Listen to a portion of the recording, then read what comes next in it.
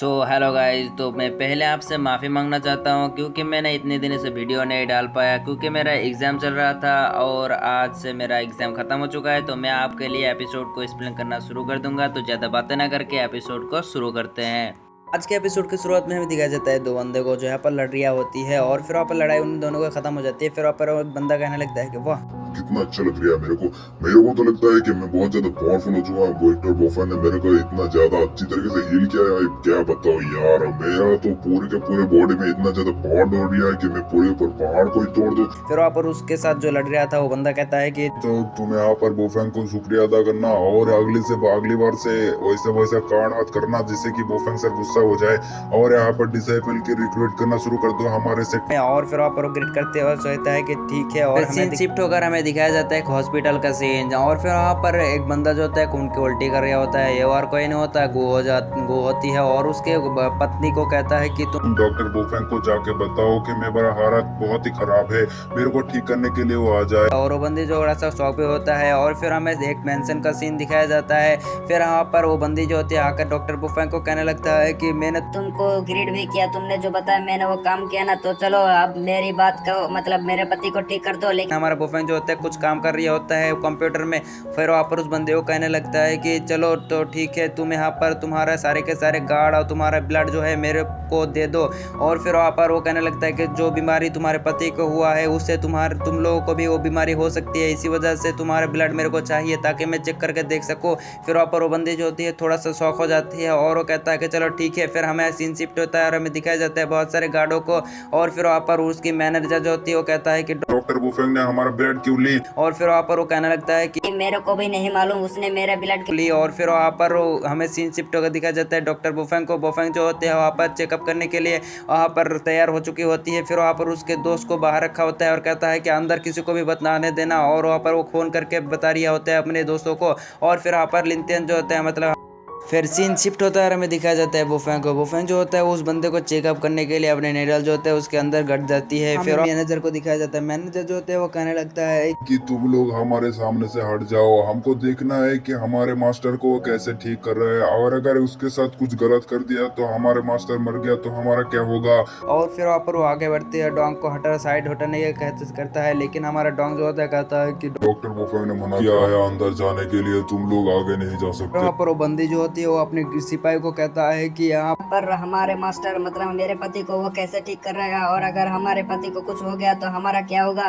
चलो गार्डो उसके ऊपर हमला करो और जाकर देखो कि यहाँ पर बोफेंग क्या कर रहे हैं हमारे पति के साथ। फिर यहाँ पर एक गार्ड जो होते हैं हमला करने के लिए चला जाता है डोंग के पास। लेकिन डोंग जो होता है उसको एक ही मुक्के में हरा देती है। लेकिन वहाँ पर सारे के सारे गार्ड जो होते हैं हमला करने के लिए चला जाता है डोंग के पास और फिर वहाँ पर डोंग के ऊपर हमला कर देती है। लेकिन इतने सारे गार्ड की वजह से डोंग जो होते हैं उनके साथ फाइट नहीं कर पा रहा होता है और उसको पीटना शुरू कर देती है। और डोंग जो होती है वहाँ पर मार खा रहा होता है। दूसरी तरफ लड़की को ऊपर भी एक बंदा हमला कर देती है और उसको भी पकड़ लेती है। वहाँ पर वो बंदी जो होती है अपने गार्डों को कहता है कि जाओ और बोफेंग को जाके सबक सिखाओ। और फिर वहाँ पर वो तीनों गार्ड जो होती है वो अंदर चला जाता है और बोफेंग को ढूंढने की कोशिश करता है। लेकिन यहाँ पर दरवाजा बंद होती है, इसी वजह से वो वहाँ पर उस दरवाजा मारकर तोड़ देती है। फिर वहाँ पर बोफेंग जो होते हैं वो उसकी चेकअप कर रहे होते हैं। लेकिन वहाँ पर उन तीनों के ऊपर हमला कर देती है अपने निडल से, जिसकी वजह से वो तीनों जो होती है वहाँ पर पीछे पटक जाती है। और हमारा बोफेंग जो होते हैं अपने आई से देखता है कि यहाँ पर क्या सिचुएशन है। तो यहाँ पर डोंग मार खा रहा होता है, इसी वजह से अपने हेडफोन के द्वारा उस बंदे को कहता है मतलब डोंग को कहता है कि यहाँ पर जो जो कह रहा हूँ वैसे करो। और फिर वहाँ पर वैसे ही करते जाता है और उन सब गार्डों को ऐसे पेल कर रख देती है। और फिर वहाँ पर वो कहने लगता है कि जाके उस बंदी की मदद करो। और फिर वहाँ पर वो कहने लगता है कि यहाँ पर गार्ड करना ताकि यहाँ पर घर के अंदर कोई भी बंदा ना आ सके। और फिर वहाँ पर बोफेंग जो होते हैं वो इलाज करना शुरू कर देती है और उस बंदे को यहाँ पर इलाज करते हुए उस बंदे को सही कर देती है। और वो बंदा सही होने के बाद वहाँ पर उसको कहने लगता है कि तो यहाँ पर तो तुम पूरे के तरीके से ठीक हो चुके हो, लेकिन यहाँ पर तुम्हें कुछ मेडिसिन खाना होगा। तो वो मेडिसिन मैं तुम्हें लिख दूंगा, तो तुम उस मेडिसिन खाने के बाद तुम पूरी तरीके से ठीक हो जाओगे। और फिर वहाँ पर वो शुक्रिया अदा करती है हमारे बोफेंग का। और फिर वहाँ पर हमारा बोफेंग कहता है कि क्या तुम यहाँ पर कैसे लगता है कि तुम यहाँ पर बीमार थे। नहीं नहीं, तुम बीमार नहीं थे, तुमको पील खिलाया कर यहाँ पर मतलब पॉइजन खिला कर तुम्हें बीमार रखा है।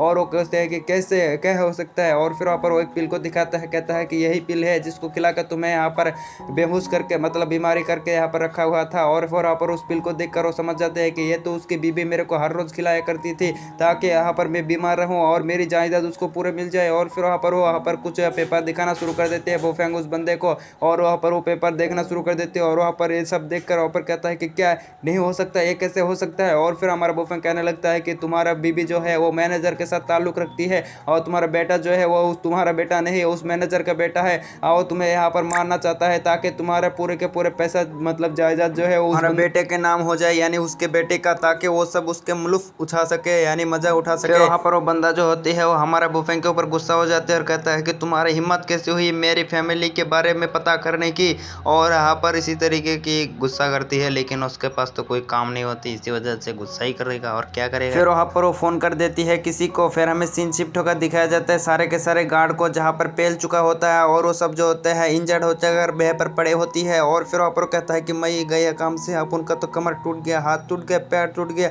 और वहाँ पर वो बंदी जो होती है पूरे गुस्से में होती है, कहता है कि ऐसे कैसे हो सकता है, निकम्मे कमीने, मतलब तुम सब तो भड़ुए हो, किसी काम का नहीं हो, एक बंदे को संभाल नहीं पा रहे हो तुम लोग। फिर वहाँ पर वो बंदी जो होती है वो बुफेंग को कहने लगता है कि बुफेंग मेरे पति का अगर कुछ भी हुआ तो मैं तुझे नहीं छोड़ूंगा। दूसरी तरफ वो मैनेजर भी कहता है कि बुफेंग के बच्चे, अब उनका मास्टर के साथ अगर कुछ भी हुआ ना तो तेरी खत्म कर दूंगा। और फिर वहाँ पर दूसरी तरफ डोंग जो होता है कहता है कि भाई अगली बार से बोल रहा ना तेरे मुंह तोड़ दूंगा। और वो बंदा शांत हो जाती है। फिर वहाँ पर आ जाती है बाहर गू, और फिर वहाँ पर गू को देखकर वो बंदी जो होती है पूरे शौक होती है। और फिर वहाँ पर ये देखकर वो मैनेजर भी जो होता है पूरा शौक होती है और वो बंदे सोचने लगता है कि मैंने तो इसको पियोलेजन खिलाया था, पॉइजन खिलाया था, लेकिन ये बंदा कैसे ठीक हो सकता है। लेकिन वहाँ पर अपने इमोशन ड्रामा को शुरू कर देती है और वहाँ पर गू के पास जगह कहने लगते है कि जाने मन तुमको ठीक हो गया, तुम यहाँ पर ठीक हो, देखो ना तुम्हारे यहाँ पर बुफेंग ने मेरे साथ क्या किया है। बुफेंग ने हमारे गार्डों को बहुत सारा पेला ताकि हमको मार सके। और फिर वहाँ पर मैनेजर भी कहने लगता है कि देख लिया, आप देख रहे हैं इस बुफेंग के बच्चे ने हम लोग कितने मारा। लेकिन वहाँ पर उस बंदे को एक चप्पड़ लगा देती है वहाँ पर गू, और फिर वहाँ पर उस कागज को उठाकर उस बंदे को मुंह के ऊपर फेंक देती है।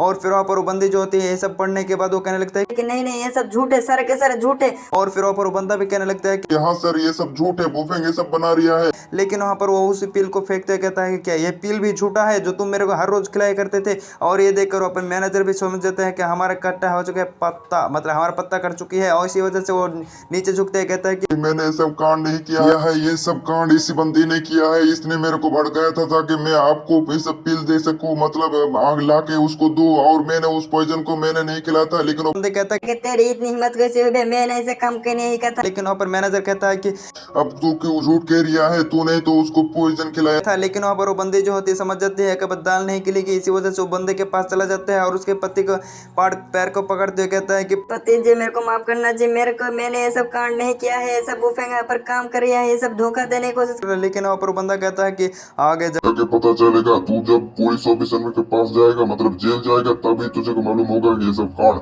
और फिर वहाँ पर उन सबको पुलिस ऑफिसर के कार की आवाज आती है। फिर वहाँ पर पुलिस ऑफिसर आ जाती है और उन सबको पकड़कर अंदर डाल देती है। फिर वहाँ पर हमें दिखाया जाता है बुफेंग को गू जो होती है हमारा बुफेंग का शुक्रिया अदा करते हुए कहते है कि आपकी वजह से मैं और कुछ दिन रह पाऊंगा जिंदा, लेकिन जिंदा होने का क्या फायदा, मेरे पास तो कोई भी ना है। लेकिन हमारा बुफेंग कहता है कि क्या आपके बेटे के बारे में भी आप भूल गए, क्या आपके बेटे आपके दूसरे के बंदे को बाप कहे। और इसी के साथ हमारे एपिसोड खत्म हो जाती है। कितने बड़ा सस्पेंस है भाई। यहाँ पर अभी कहा कि वो उसका बेटा है, लेकिन यहाँ पर कहता है कि आपका बेटा है। तो अगले एपिसोड में पता चलेगा कि किसका बेटा है। तो मिलते हैं नेक्स्ट पार्ट में, तब तक के लिए बाय बाय, टाटा टुरुरु।